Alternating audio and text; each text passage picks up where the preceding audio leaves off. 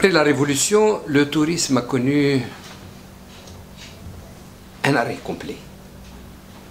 Les premières semaines qui ont suivi le départ de Ben Ali, les soubresauts qui ont suivi,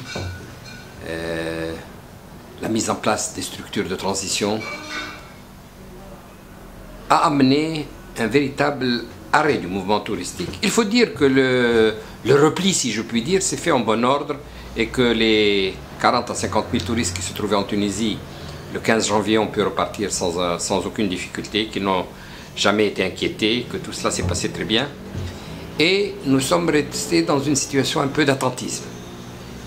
Le gouvernement provisoire, dès qu'il a été constitué, a conçu une stratégie de relance. Il a mobilisé des fonds exceptionnels. Il a mis au point une politique agressive en matière de communication. Mais malheureusement, le touriste étant par essence peureux, les résultats n'ont pas été au rendez-vous.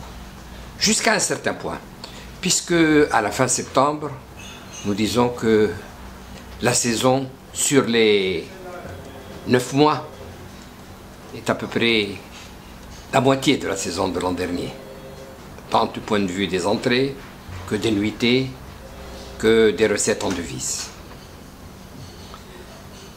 L'arrière-saison s'annonce bonne, mais je crois que tout le monde reste suspendu à cette date du 23 octobre, date des élections.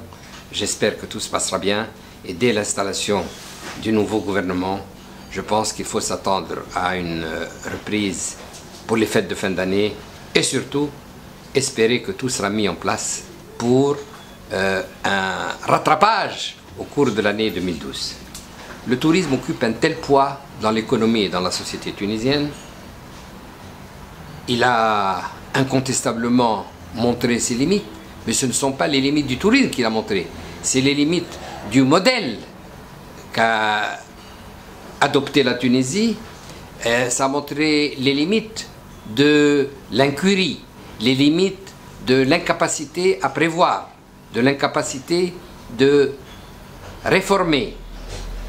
Je pense que si l'on veut poursuivre d'une manière durable le développement de ce secteur qui est fondamental pour l'économie tunisienne, tant du point de vue des recettes en devises, il est le premier poste, que du point de vue des emplois, 10% des emplois directs et indirects sont dans le secteur du tourisme, tant du point de vue fiscal, enfin tant, ou même celui de l'image du pays, le tourisme devra se poursuivre. Mais je crois que si l'on veut lui assurer les chances réelles d'un véritable démarrage, cela implique pour le gouvernement à venir un grand débat citoyen sur la place de ce secteur dans l'économie et dans la société, sur ce qu'il apporte à la Tunisie, ce qu'il représente pour la Tunisie, ce que serait la Tunisie sans le tourisme, ce qu'elle peut être avec un tourisme rénové, de façon à ce que ce choix soit pleinement assumé.